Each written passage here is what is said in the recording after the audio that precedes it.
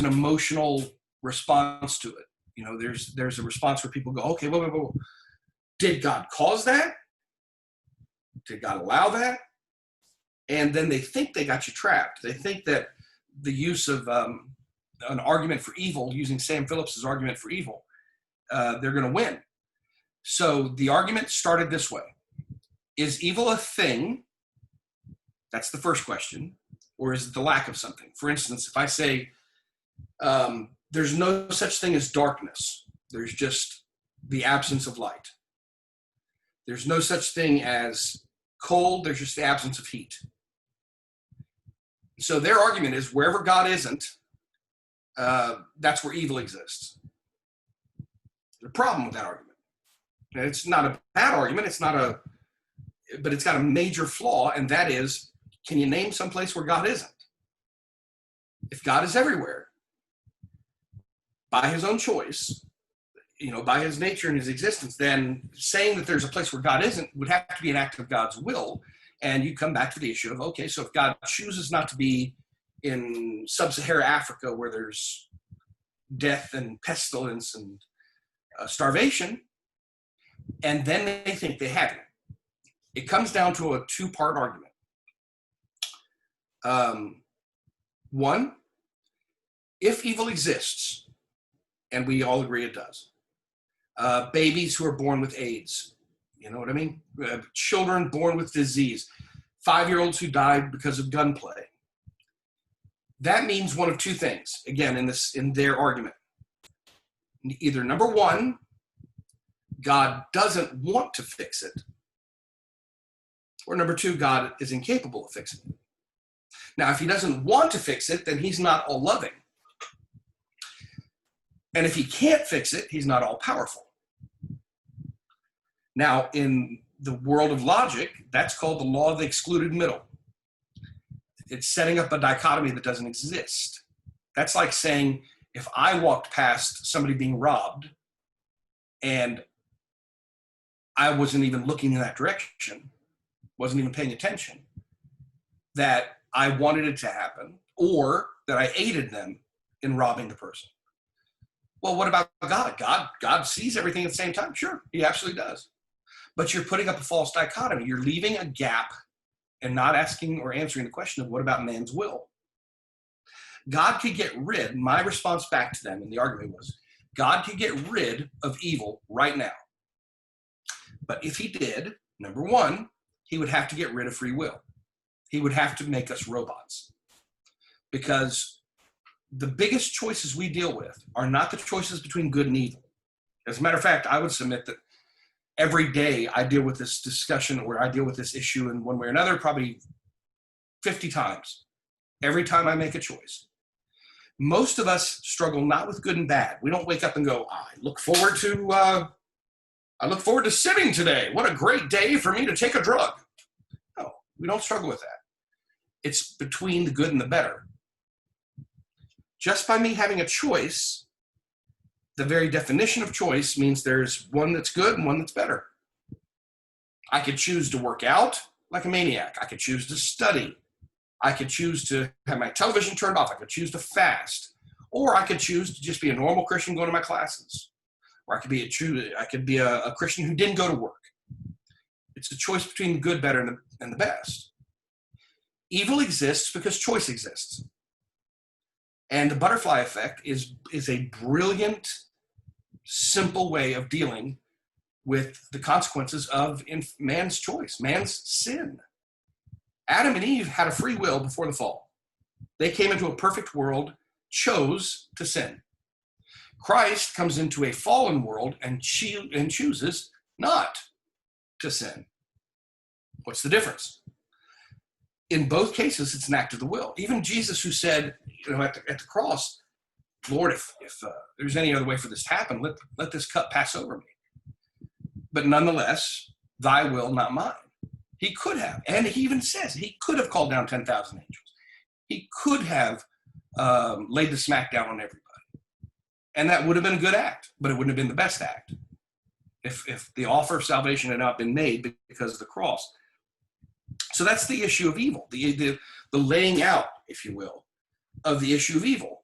Evil exists, and it's a real thing. Otherwise, Satan is just playing around. And most of us would, even people that don't believe in God, believe in evil. I dealt with a person who is into Wicca. And this woman says, well, I happen to be a witch. I have to be a Wicca. But she says, I'm a white witch. I only do good spells. And I said, well, define that. What does that mean? And she says, I don't do acts of evil. I do acts of good, of blessing, not curse. Okay, awesome. But without a God, if there's no God, you can't define any of those words. As an example of this, well, let's say culture defines what's good and bad. Let's say there is no God, and let's say culture defines what's good and bad. Awesome. Which culture? Germany, 1939 to 1940s? That would be a different form of good than ours. How about present day Islam? Female genital mutilation, FGM. Is that good or bad? Well, you and I would both say that's bad. But we're judging something based on a standard that has to exist. If there is no God, then there's no standard. If you say, well, men know good and bad based on our intrinsic value as humans, problem, because most people choose evil. Most people don't live up to the standard, even the standard that they themselves define. Societies are different. Even America to Canada, societies are different. Mexico to neighboring countries. The European countries were built on differences of polity, differences of belief, and thus they became separate countries. So if one standard doesn't exist, if there's no normative standard for truth, or normative standard for right or wrong, or normative standard for good and evil, then everything's an opinion. Literally, everything's an opinion. The guys who did 9/11 happened to be my kinsmen, according to the flesh. They were Muslim. Most of them were Sunni Muslim, not Shiite. I'm Sunni. The Sunni Muslims who did what they did not believe they were doing evil. They believed that they were doing that act, which was the highest of righteousness, to be a shaheed, to be a warrior. And because of this, they felt that what they were doing was an act of righteousness, an act of forgiveness, because they would get forgiveness in an act of jihad. And as a mujahideen, they believed that they were receiving something for a good act. That's a fact. How do we define it? Differently. So society can't define truth, and society can't define if something is good or wrong. You have to have a standard of some kind. Now, you can argue that there are other religions. Awesome. And there are religions that are based on different systems. Perfect. Fine.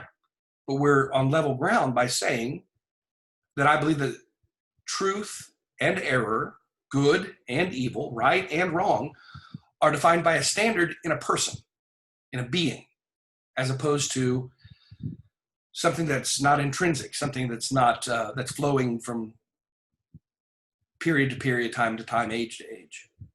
In other words, there has to be a standard, there has to be a truth, there has to be a right and a wrong. And once we've discussed that, once we've come to an understanding on that, then we can discuss whether what they did was right or wrong. Based on what? Based on the nature of the God they worship, based on the book they use, based on the truth they hold to. Because there are people who think that it was an act of righteousness because they celebrated in the streets after 9/11. I was teaching it in Dallas, Texas, at Criswell College when it took place. And the television was filled with people celebrating the bombing of 9/11. They believed it to be a good act. Was it or wasn't it? You have to define what that means, and you have to be able to define why. That's basically the introduction of what I did this morning. Evil exists, and it's defined as a privation from or a removal away from whatever truth you hold. And if you hold to a truth that is flexible, then you don't really believe it to be a right or wrong answer, or a good or better answer. You believe it to be cultural, okay, but that's going to be a problem, because I'll point out a culture where it's not a good act. Cannibalism is an act within culture. Murder is not considered murder in other societies. Rape is considered an act of, not violence, but an act of property. Is it right or wrong? That's where we started with the issue of evil. Where do you want me to take it, brother? The typical comeback to that is, so the only reason you're good, as you refer to good, is because of God. If God doesn't exist, can you be good without God? My answer is I would never be. I can't speak for other people because there are people that are good atheists, right? They're moral atheists. I've seen moral liberals, but I could never be that. If, in fact, there's no God to whom I'm accountable, if, in fact, my choices don't have a consequence that have eternal ramifications, I'm going out in the blaze of glory. My choices will be whatever pleases the flesh. Acts chapter 17, Paul goes to the top of the Areopagus. It's interesting because the two groups it names that Paul deals with, group one, the Epicureans, group two, the Stoics. You couldn't find two more apodictically different groups in the world. The Epicureans is what I would be. An Epicurean believes that by indulging the flesh, you are bringing to you as much pleasure, and by bringing in your pleasure, you're bringing your salvation. That's an Epicurean. A Stoic believed that by denying the flesh, you were getting saved, or that you were being saved. So a Stoic, modern day Buddhism, by the way, a Stoic is the type of person who says, if I beat myself like a self-flagellant, as I punish my flesh, I am releasing my spirit. So they starve themselves. They punish themselves in ways that we would find ridiculous, but they do it because they think they're being sanctified. So Paul presents the gospel, Acts chapter 17, 16 through 31. He presents the gospel in those completely different spheres to the people. And it says he preaches the resurrection. He preaches Jesus Christ. The idea that there's no goodness that you can earn. There had to be somebody who stood in your place.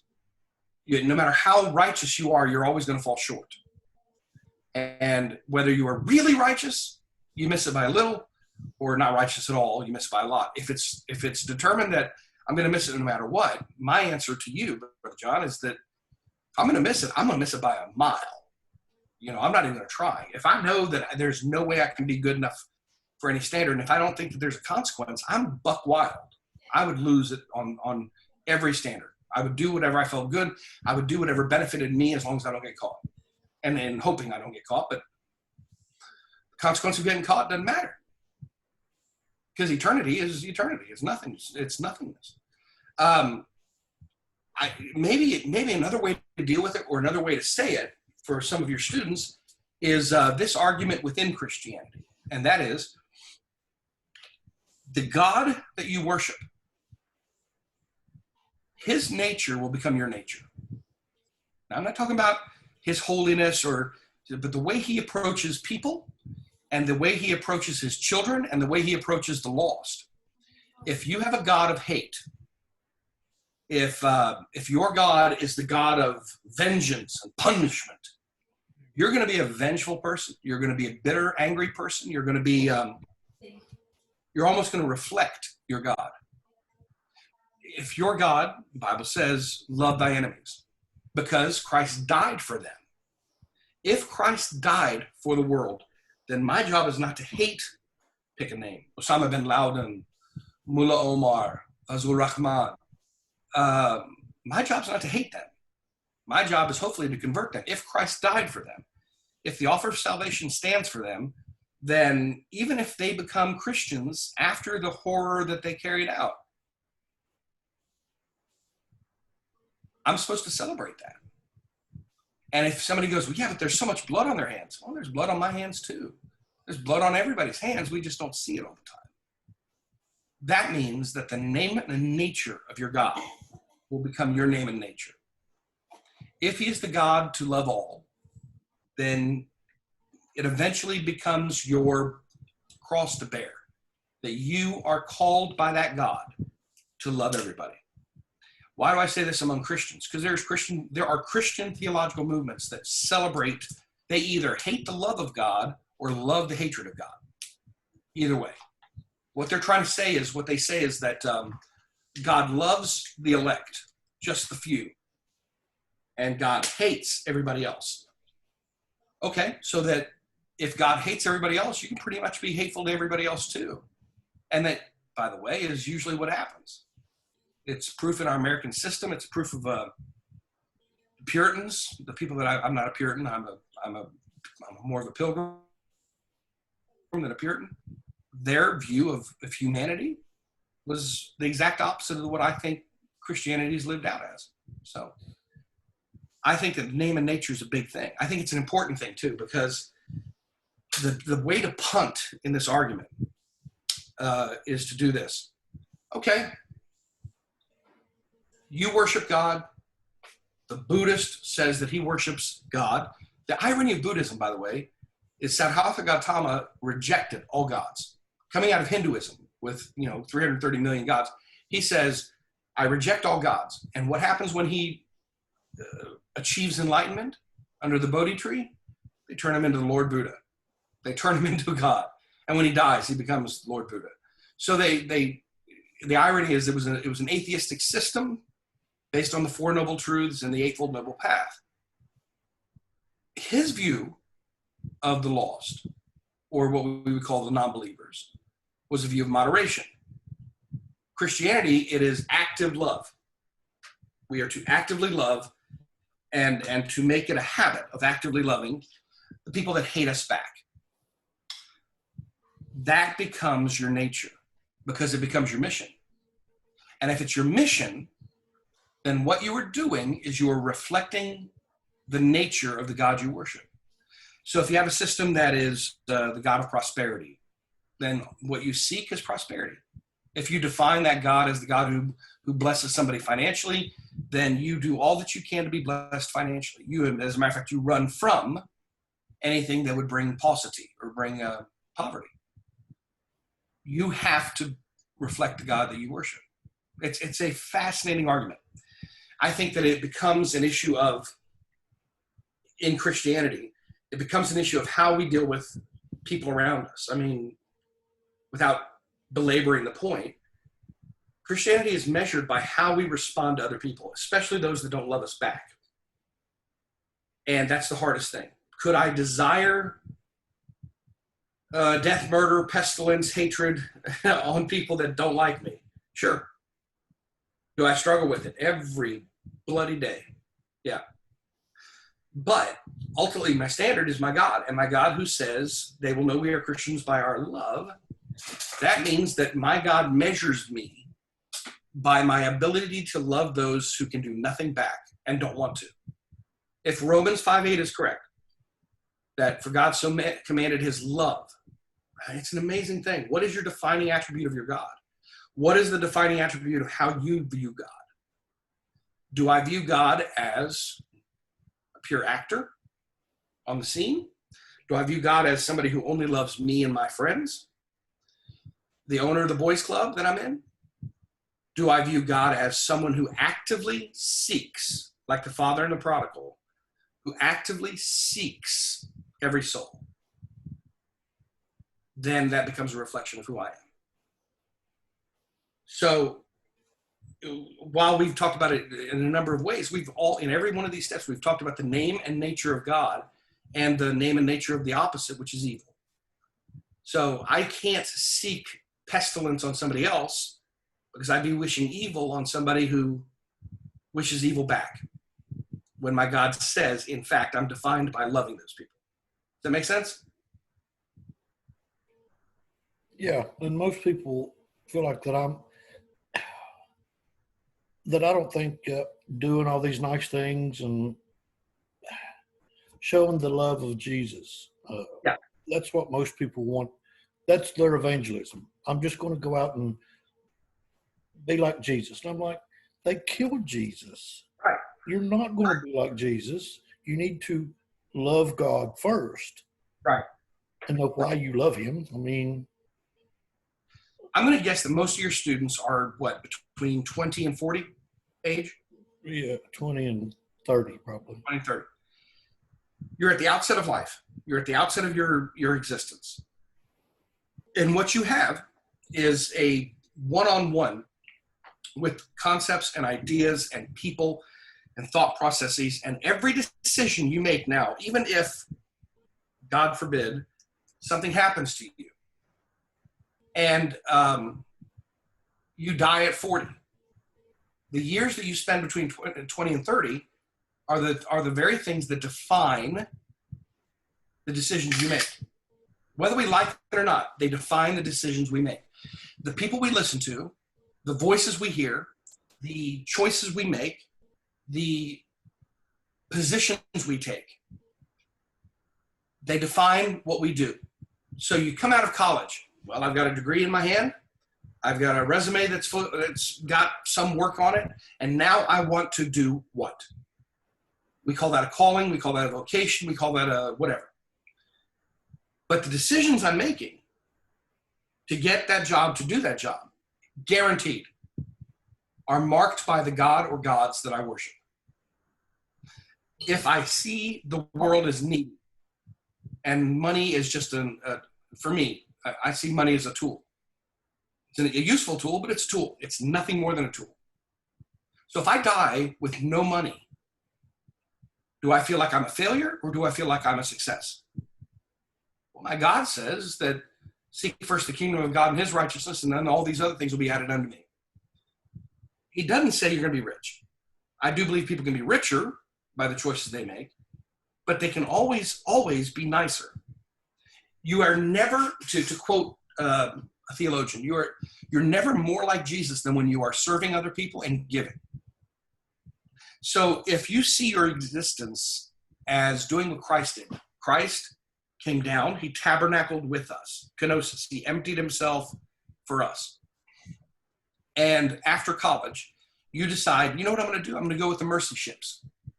I'm going to actively go and raise money so that I can ride the ship, so we can go to the western port of Africa, the western side of Africa, dock our ship, and offer free surgery, cleft palates, dental, optometry, everything. And you're doing it in the name of Jesus. You're not going to get rich doing that.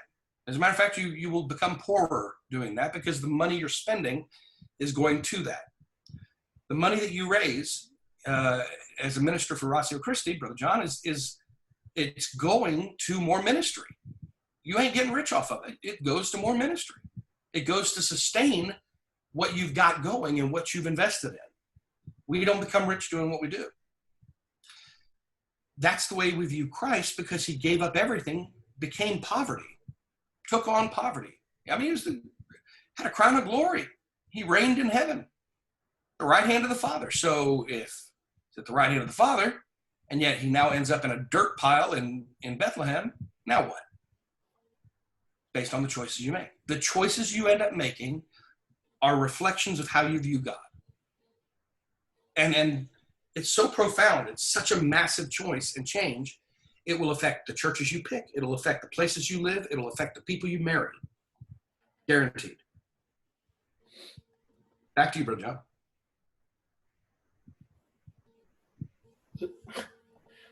This is the only thing I've ever done that everybody that's a part of it tells me that I do it wrong. Well, we're different there because I get told I'm doing it wrong all the time. Let me do this. Let me try this. Let me approach it in a different way, because without seeing the students and hearing from the students, it's a little harder to know which way we want to take it, but let's do this. Here's my philosophy of teaching. This is what I tell my students the very first day in teaching in both bachelor's level and in graduate level at Arlington Baptist University, whether I'm online or whether I'm in the classroom face-to-face with them. I tell them, number one, here's my pedagogy. One, if I give out homework, it means I'm a failure as a teacher. Now, all the students stop to see what I'm talking about because that's perhaps something they hadn't heard in a while. Some teachers, they feel like yours is the only class you're taking all semester.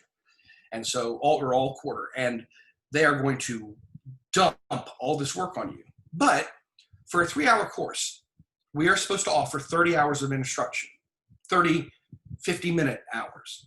right? 9 to 9:50, because we have to give them 10 minutes to go to the restroom or go to the next class. Or if we do like I'm doing right now, longer classes, 2.5 hours. But nonetheless, we're supposed to offer 30 hours for a 3-hour class. Every semester and every course that I teach that I've ever taught in 25 years, I have 30 lectures. We usually go 16 weeks per semester. 1 week is for midterm, 1 week is for finals. So we're down to 30 weeks or 15 weeks and 30 lectures, 2 classes a week. If I can't teach whatever the subject is that I'm teaching, if I can't teach that in those 30 lectures, then I'm a failure. Because my job is to communicate whatever truth it is that that class is supposed to offer, the approach that I'm taking or the breadth that I'm trying to accomplish. If I'm giving you homework, it means that I couldn't pull it off. Because in my estimation, communication is caught, not taught. It's not my job to put the news out there and it's their job to catch it. No, it's my job to communicate it in a way so that they get it. So if I'm teaching Pauline epistles or if I'm teaching global apologetics or whatever, my job is to have 30 lectures per semester on that topic and to do it in such a way that after the 50 minutes, it wasn't boring, because how can you be bored talking about the things of God? But it's not boring. It engages them and gives them whatever information I've got to give them. My midterms and my finals are open note and open book and take home. Because again, in our American system, I think we test students on the way they take tests. We don't test them on knowledge. We test them on how they take a test. So the second thing I tell them is every test I give you is going to be open note. I want you to think about it. You have, unlimited amount of time within that week. You have an unlimited amount of time to turn your paperwork. But what I'm telling you is, I don't want you to memorize things.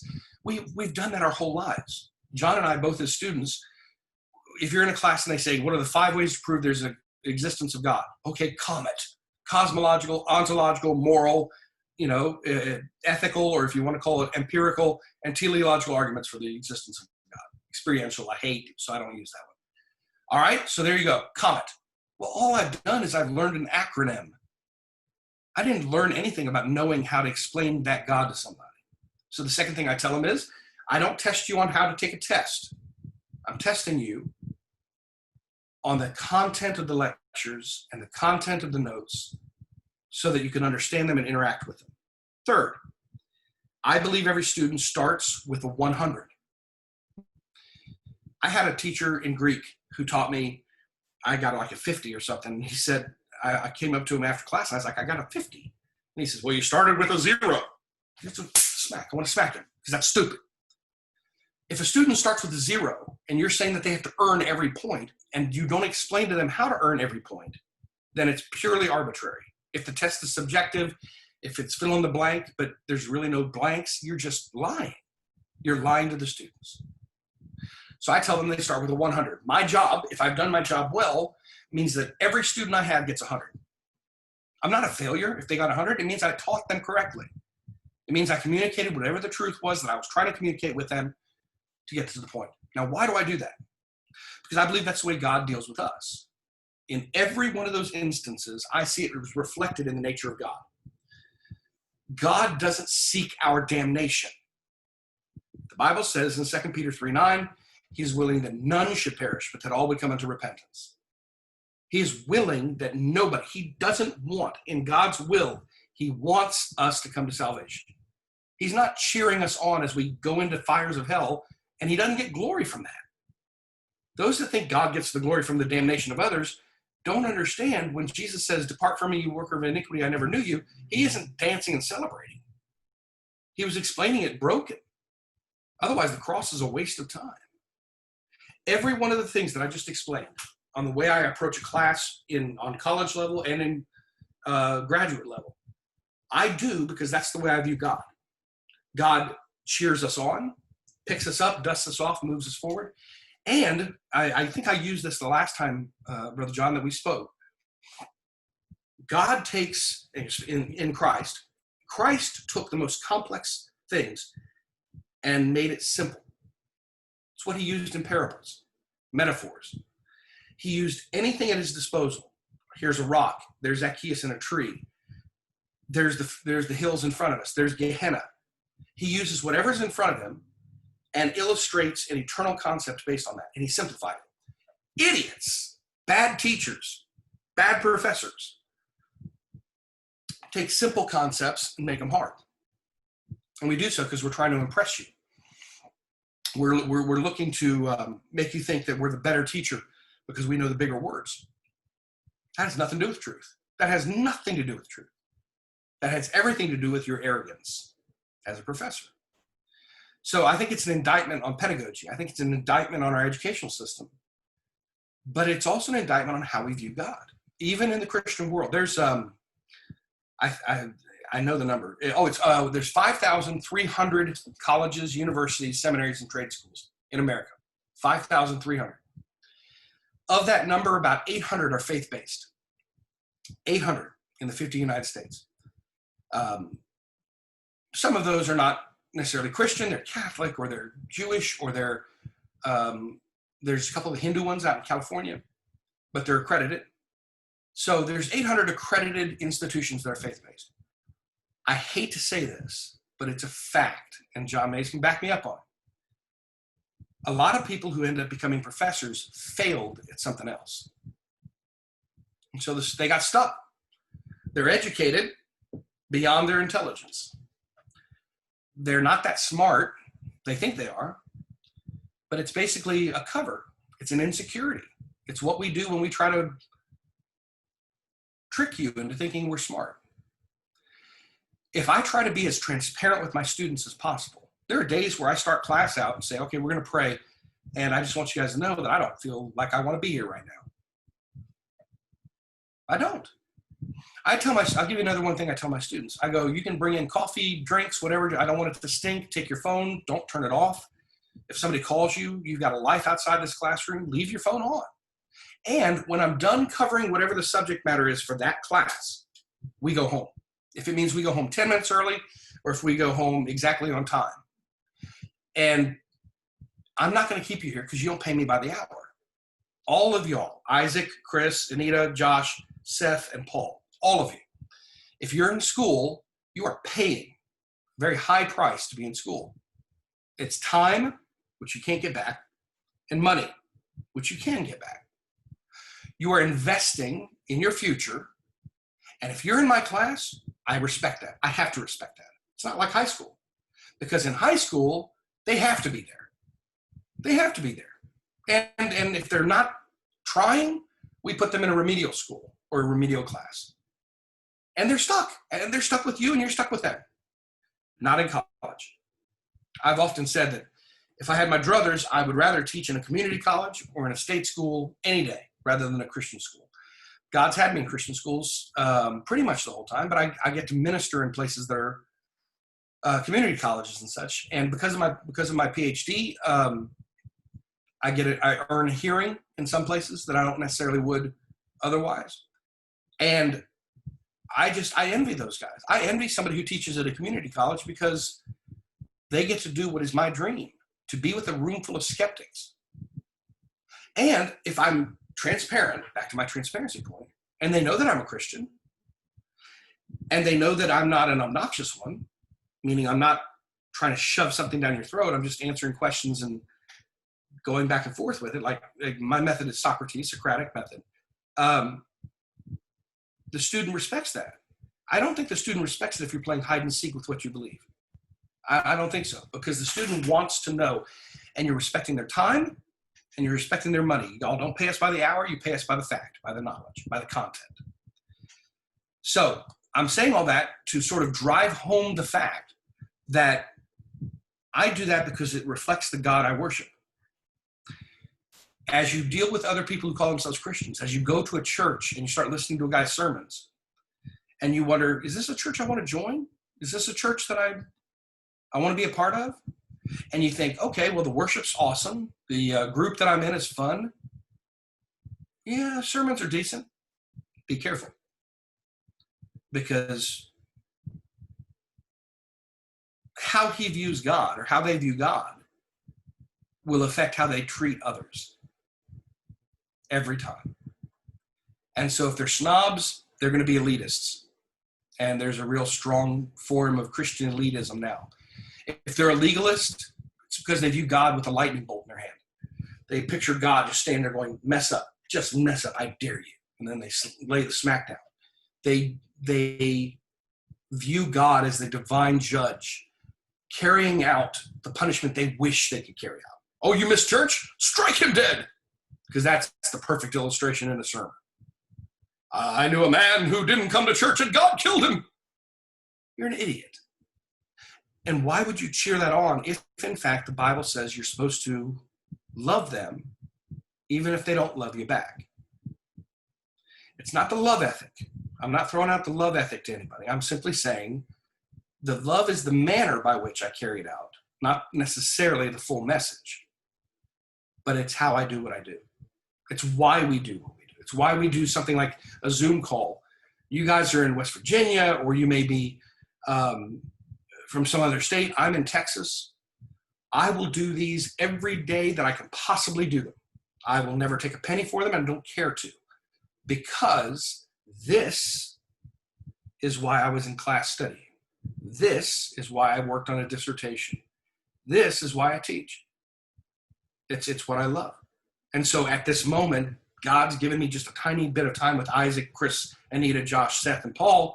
And John and I get to hang out with you guys because you're going to do, I pray, what we do.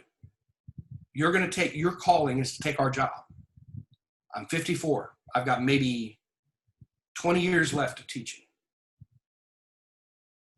Who does it then? If Christ doesn't return, who's going to do it? Who takes over Ratio Christi at Marshall after John's gone? Who's going to stand with students? Somebody has to have both the qualifications and the heart. The qualifications is the head. The heart is the feeling. And fact and feeling going together to develop strong, Bible-based, rational, logical thinking, critical thinking Christians. It's the highest calling, I believe, that we can have, that you can possibly have.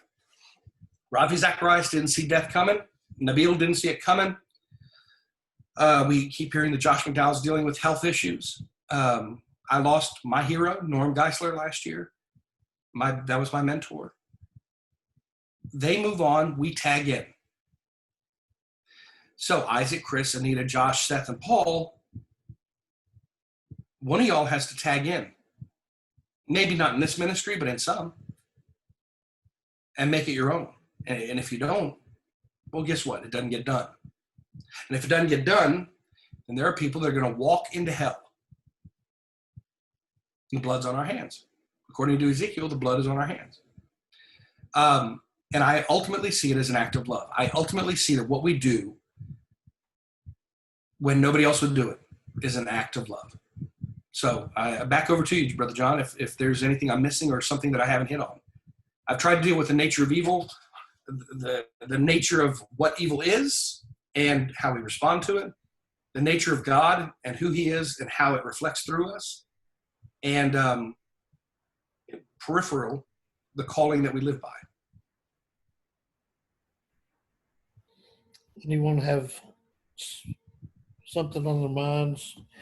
Questions, answers, comments? Where did Jake was with us earlier, but anyway. Yeah, we had 9. Yeah. I have a question. Yeah. Well, okay. I do general religious studies and give a lot of attention to cults and things like that. And one thing I've always noticed is works righteousness. That's a common trend in most of them. And I always say, well, the fact that you can conceive of a right and wrong is already proof that perfecting oneself is a misnomer right up front. Right. But we talk about evil, and we look at Eden, and God put the tree there. He put the concept in Adam and Eve's mind, according to what the text says. How do you reconcile that if God is not the author? I mean, I'm not saying he is, but it almost sounds like he is from that standpoint. David, go ahead. Yeah, no. And hang on, Seth, because I'm going to come right back to you in a second. I want to make sure I deal with it as fully broad as I can. Here's some other options. He could have, number one, not created the tree. Knowledge of good and evil. Genesis 2:17, he says, in the day that you eat of this, you will surely die. So option number two, he could have created it, not told him about it.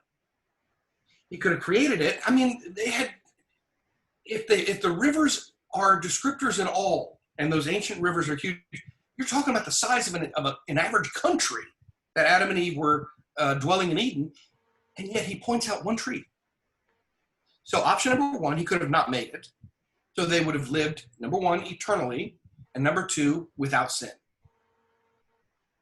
What about third option? He could have created it, but not given them access to it. He could have put a fence around it of some kind. So he could have said, you see that way up on top of that hill up there? That's the tree of the knowledge of good and evil. You can't get to it, but if you could, you're not allowed to eat it. But he not only creates it, he points it out. He tells them the consequences of it and what will happen if they take of it. And then, of all things, he leaves them to make their own decisions. I call that the first call to worship, because God wants nobody to follow him as a robot. The reason he points out the tree is that he wants them to choose him. When the Bible says God inhabits the praise of his people, what kind of megalomaniac wants people to praise him? If God was a God in heaven going, you displease me with your song, that's ridiculous. And that wouldn't sound like the nature of the God of the Bible at all. He creates it. He points it out. He explains what will happen if they take of it. He tells them they can have everything else. And then he leaves them to it. It's whether we want to call it free will or not. It's free will. It is God saying, you will follow me by choice. So he comes back after Satan tempted them, but I would submit to you that Satan's temptation wasn't really needed. Adam and Eve would have, knowing mankind, would have chosen to go to it one way or another. All he did was quicken the process. And Seth, the fact that he gives them access to it, God makes sin possible because choice is possible. It's part and parcel of who we are. But man made sin actual. Here's an illustration. Maybe it'll help. Seth, are you there? Yes, sir. Yeah. Do you have any siblings? Yeah. How many you got? One. Older or younger? Younger. Younger girl, younger boy? Younger girl. Okay, by how much? 3.5 years. Okay. So your parents, one or the other, are getting ready to go out on a date. Either they're going to go together or they're going out on a date separately with somebody else, but whatever. They pull you and your younger sister into the kitchen. And they say, all right, Seth and what's your sister's name? Hannah. Hannah. Okay. Seth, Hannah, I need you to listen to me real quick. Here's the thing. We're getting ready to go on a date. We're getting ready to go to a movie. On the kitchen table is a pile of oily rags soaked in gasoline. And here are some matches. Seth, Hannah, do not take this match, do not light it, and do not set fire to these rags because you're going to burn down the whole daggone house. If you do, you're disobeying what we're telling you. We're telling you, don't do it. It will burn the house down. They get in their car. Before they put their key in the ignition, do your parents know which one of you, you or Hannah, is going to pick up the matches? Very likely, yeah. Of the two of you, if you don't mind me asking and being a little more personal, of the two of you, which one of you is more apt to be the one to say, Mom and Dad said, don't touch it? And which one of you is more apt to go, trying to light it? I probably would have been the more likely to light it because I'm the firstborn, so I'm the one that got it wrong. That's true, and that's me too. That's me too. My youngest brother was the tattletale, and he's the one who obeyed everything. I was the one who pushed the limits. I would have been the one who would have gone and looked around to see where they were at before I started striking the match. Now, here's a series of questions, Seth, and I'm going to ask you to answer me on it. Question number 1, did you both get warned? Yes. Question number 2, was the explanation clear enough to both of you so as to understand that we did not want you, your parents did not want you to light those rags on fire? Certainly. Yeah. But number 3, because your parents know you, they know which one is going to pick up the match, which in your case you said would be you, and me, and my family. And they know which one wouldn't. Yes or no? Yes. Yes. Seth, what I've just described is the difference between foreknowledge and predestination. God knows who will choose him. But God warned everybody. He explains the consequences. He explains the choice. He explains the decision. He explains what will happen if. God wills that everybody listens. God knows who doesn't. Now, is that an adequate explanation to you, given the question, did God cause evil? The parents didn't cause the fire, but the parents left you two together to choose whether you're going to obey or not. So in the same way, God didn't cause evil, but God allowed evil because he allowed choice. Does that explain it in a way that satisfies your question, or do you want to elaborate? Please feel free. Well, it does and it doesn't, Okay, because I don't believe that there is a progression in perfection. Perfection, by definition, has no progression. That's why Christ is such a perfect scapegoat. There is no he didn't progress into the Christ. No, he is the Christ. He is the Logos. He is the standard. So when you have things like a concept of right and wrong, or for in your case, your explanation of foreknowledge introduced in Eden, it, like I said, it almost sounds like God wants a progression. Almost. Yeah, almost. So let me ask you the question. If God, in his perfect knowledge, were to put the match in your hand, would that make you choose to light the match? Well, certainly not. I don't think so. Not from a rational standpoint, no. I don't think that God overrules your will. If you do, if the will is overruled, meaning that God makes it happen, because that's the definition of predestination. There is a gentleman who's the head of one of our seminaries, very close to y'all, as a matter of fact.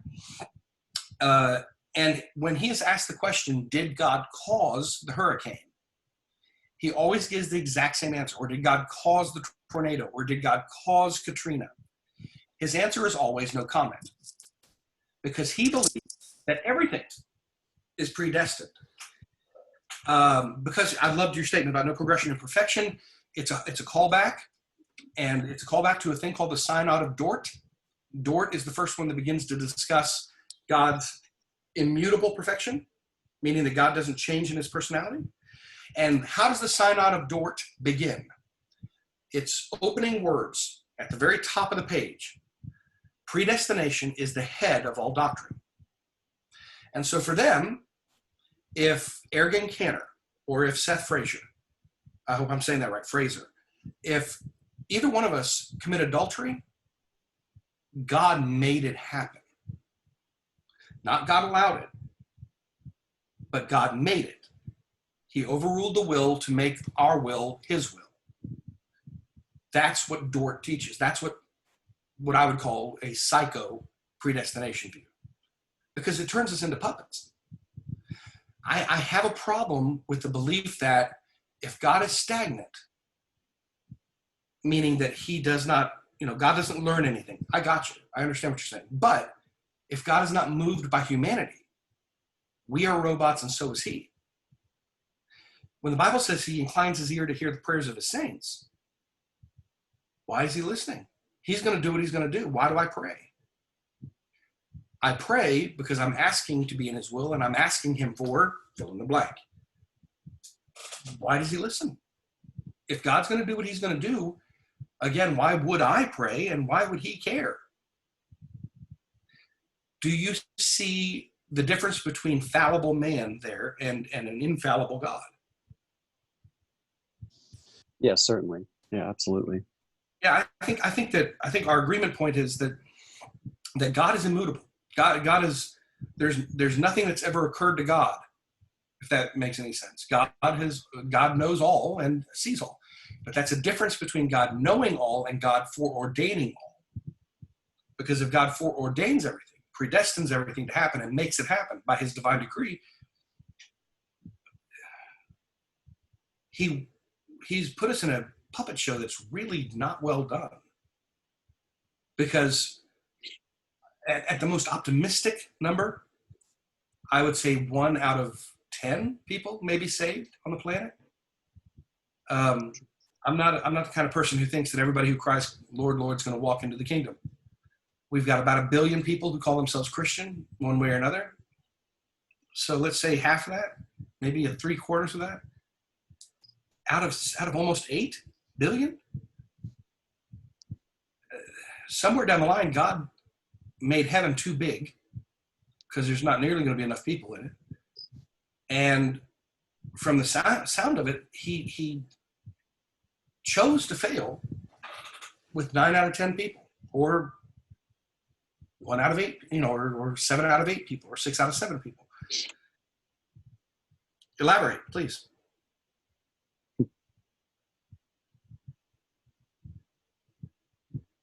Yeah, it's almost unexplainable. Because it almost sounds like we speak out of both ends of our mouth. On one end, in 2 Peter 3:9, he wishes for none to perish, but on the other end, only 1/8 of the world's population's ending up in heaven. Yeah, Right, and it makes his. I heard a Calvinist say, "Well, that makes God a failure." God is only a failure by your definition. and Calvinists interpret 2 Peter 3:9 to just talk about the church. Yeah, none of his church affairs. It is. I teach morphology at our school, the nature of words.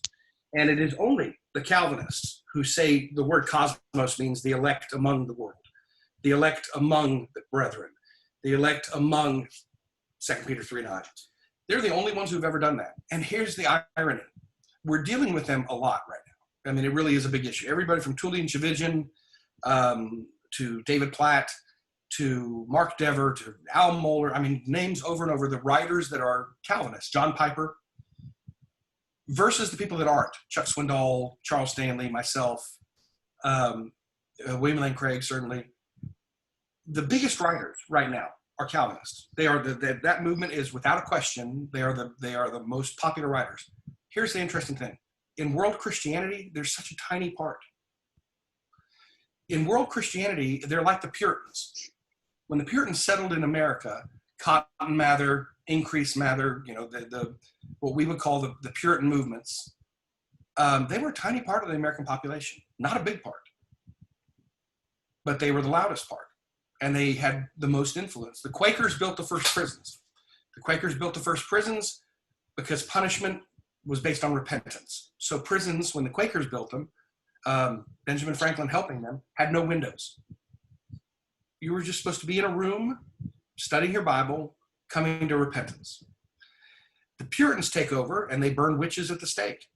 The Puritans take over and they do the public flogging, putting people in the pillory. They do this because they believe that punishment has to be public and humiliating. And as silly as that sounds, as horrible as that is, they were a tiny part of American history, not a big part. So even though you and I are discussing them, in history, they're really not a big part of history. I mean, Alistair McGrath makes the estimate, they're an infinitesimal, tiny little piece of world Christianity, but they are the loudest voices right now. That's why William Lane Craig can't go anywhere without having to deal with them. I've talked a lot in the last hour. I'm sorry, Brother John. Everything, by the way, Seth, to take it to an even bigger platform, if I could, I am of the opinion that the Calvinist worldview is a separate worldview. It's a philosophy. I don't see it as an option in Christianity. Meaning, they say Calvinist or Arminian. No, that's just again, that's. I'm Lutheran, so that's a false dichotomy to me. Amen. Thank you very much, my friend. Well, Yeah. the idea that you're setting it up is just, but I am of the opinion that what do you need to start a religion? If you're going to start a religion, you have to do 4 things. You have to tell me where I'm coming from, tell me why I'm here, tell me where I'm going, tell me what to do with life. So how do I live next to people? How do I interact? That's the ethic question. Legacy, creation, and guilt. They have their own answers. Wildly disagree with me. And by the way, being Lutheran, my grandmother, who got saved before she died, my grandmother was a Muslim who had converted from being a Swedish Lutheran, the Petri brothers. And she had done so because her daughter asked her to, my mom. And so my grandmother, her whole life had been raised learning Lutheran doctrine using the small catechism. And then she becomes a Muslim. She had no real love for Islam and converted before she died to Christianity and really, took it. But I say that because I really think that the worldview that they hold in Calvinism is actually more like Islam than Christianity.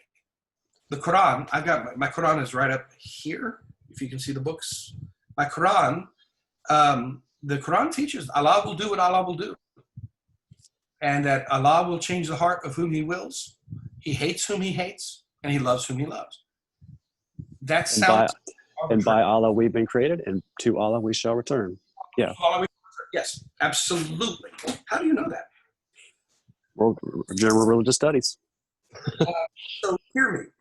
What you and I do, if you're interested in that, is called global apologetics. It is the picture of the warrior, the Bellator. You have a shield as defense, and you have a sword as offense. But what we do in global apologetics has only been an apologetic, has only been done since the 1980s. The guy who set the standard for this is a guy I'd invite you to study. He's a Grace Brethren guy. His name is Win Cordowin. And Win Cordowin taught at Taylor University until his illness took over. He's still alive, but he's very ill. Win Cordowin said that the best way to defend Christianity is to learn everything about the religions that other men follow. And so Win Cordowin, no joke, taught himself Sanskrit and Hindi just so that he could communicate with them. There's a website, Karma to Grace, Karma, then the number 2, Grace. I think it's .org. And that's a repository of Win's work. There's so few people, Seth. There's so few people doing what we do. The need is so massive. Because by and large, the Christians that we run into, if you say, hey, have you studied the Yang? Have you studied Confucianism? Have you studied Shintoism? Not unless they saw a National Geographic special. They don't, it's not something they're interested in. And yet, I tell my students all the time, God said go to all the world and preach the gospel to every creature. We didn't, so he brought the gospel here. He brought the world here to our doorstep. And the people around us are global religions. Knowing how to present the gospel to them in the various ways is a massive, massive need. I'm taking my students, not next week, week after next, to a Hindu temple. And it's actually going to be a Vishnu, the followers of Vishnu, not Shiva, but a Vishnite and not a Brahmanite Hindu temple. It's an actual Vishnite temple, and we're going to go in there, and then they have to write a report on it. I think that that's important. I think it's important that Christians talk to them and not about them, and that you see what the world follows. My hat's off to you, Brother Seth, because I haven't had anybody in a long time who wasn't a Muslim quote the Quran back to me. So thank you. My pleasure. Good job. The guy that usually helps with our club, Dr. Mark Phillips, he's teaching a class tonight at a small college here. Well, it's in Ohio. Anyway, the point being, he did something, Isaac may know more about it than what I'm trying to express, with Win, the guy you just mentioned. Yeah, Win Cordowin. Yeah, one of his books or something like that. Do you know what Mark did with that, Isaac? Is it? I don't remember. It was, I mean, there was just a lot of transfer of copyright material because it was an old work that Corduan had referenced Yep. and kind of brought back to the spotlight. And I think Mark was kind of doing something with, he was doing some copyright stuff, transfer. And I think, didn't he have Corduan write a new preface or like introduction to whatever the work was? It seems like it. It's just been in the past year or two, maybe 3. Yeah. But Wynn happened to be traveling through West Virginia with his wife, and she got really sick. And that's the only reason, that I know anything about who you even mentioned. Has nothing to do with what he does or anything. But the guy that helps with this had Wynn do something with one of his previous writings, and his wife got sick in West Virginia. So here's when you want to know something fascinating about it. My books are over here. I've written a part of or written 24 books. What drives me crazy is that those books are copyrighted. And Corrie ten Boom said she didn't copyright anything she ever wrote. And then was asked why. And she says, well, if it's from the Holy Spirit, how could I? And if it's not from the Holy Spirit, why would I? She let it be open for the world to see. Wynn Corduan has turned all of his copyrights over to translators, which means he actively signed. It's what I did with Unveiling Islam. You sign away your royalties and you say, I don't want any royalties from this book. I want all that money to go to a translator to put it in another language. Wynn Corduan has made everything he has ever written, with one exception, and that's because of the publisher, copyright free. And so if Brother Phillips, if I could ever meet Dr. Phillips, I would thank him for working with him because, really all Wynn has right now is his writing ministry. It's what he does. It's all he has the energy to do. He's battled neurological fights for the better part of the last 10 years. And if you saw the guy, I don't know if you've ever seen him, but long ponytail, just this massively long. He's a short gentleman. His wife's taller than he is. He's just this humble guy. And you think, this man taught himself an entirely new alphabet twice just to do it, just to learn how to speak to a Hindu and to learn how to speak to those who are in the Middle Eastern religions in Sanskrit. He is, it gets tears in my eyes. He is such a hero. He's one of those guys that you think, you know what, that's the kind of Christianity I wish I could emulate in the best way. Yeah, you don't make many guys like that. No, come on. How many guys begin their talk, I've written a new book entitled, and we begin to pimp our stuff out. Emer and I signed over the rights to Unveiling Islam. Literally anybody can translate it into any language they want. All we want is 2 copies of it. One for Emer, one for me. And so I have on that second shelf, those are all the language translations. I'd rather do that. I would rather do that in a heartbeat because it means that what you're doing is going to live past you. The writing ministry is leaving something behind in case Christ doesn't return for 100 years. I love that. I adore that.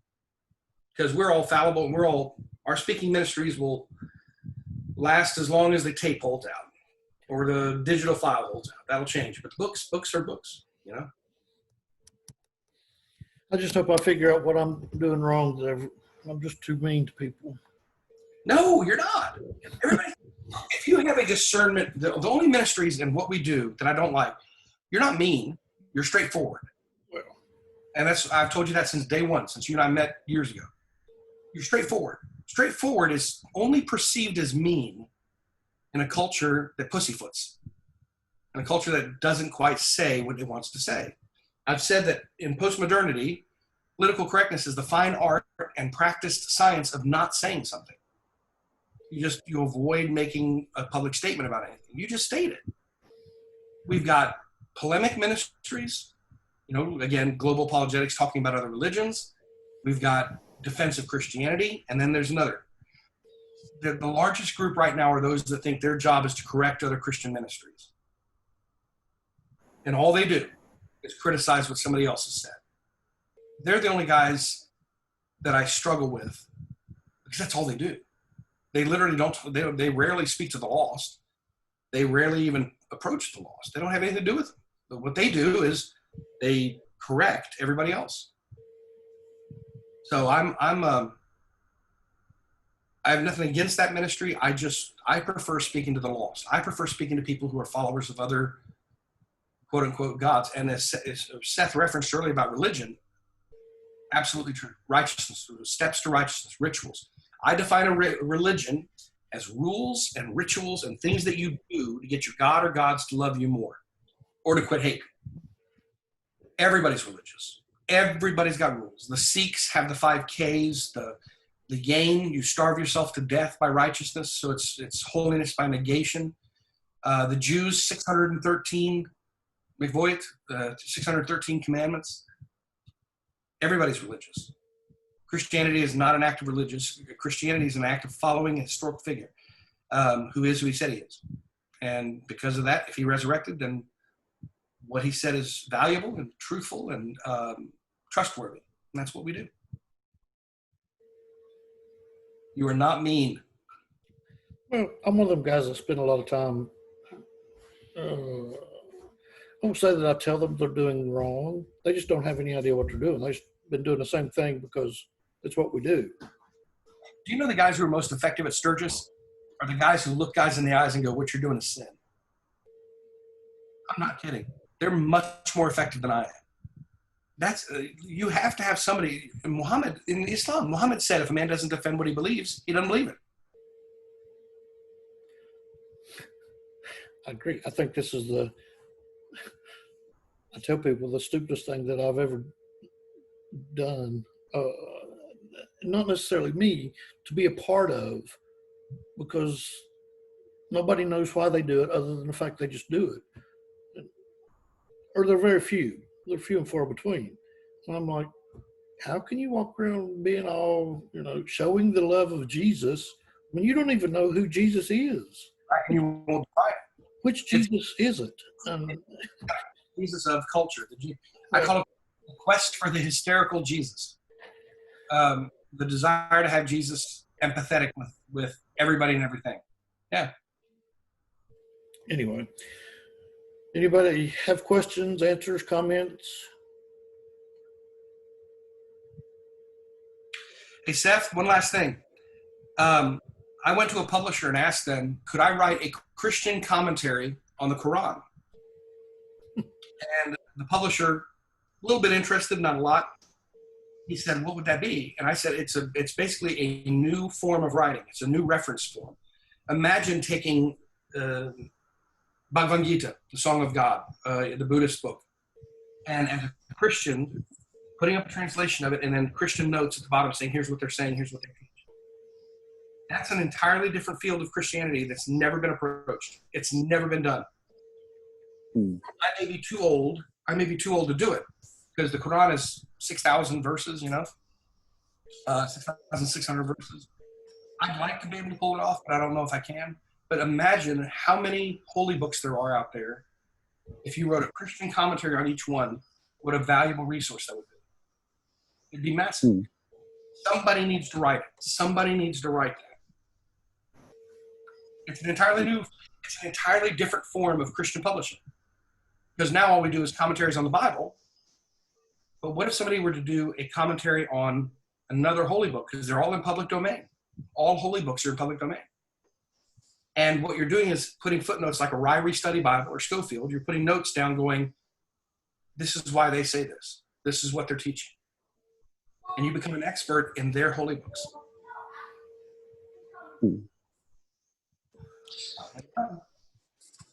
All right, guys. Love you all. John, as always, I am willing to do this whenever. I apologize last week. That was completely my fault. 1,000% my fault. So I will do this anytime, any place. I've got 50 topics that I can cover at any given moment just for fun. Depends on which way the students want to take it. Okay. I greatly appreciate that. Thanks, Dr. Caner. We appreciate having you. Yes, thank you very much. Yes, peace be with you. I love this stuff. And to find anybody who cares about it, you know how hard that is?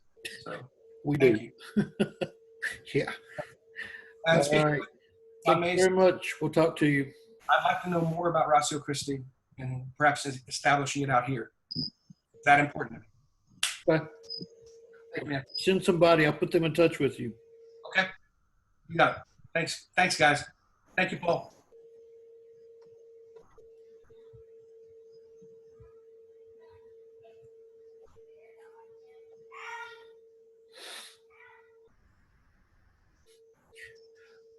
All of you have been no video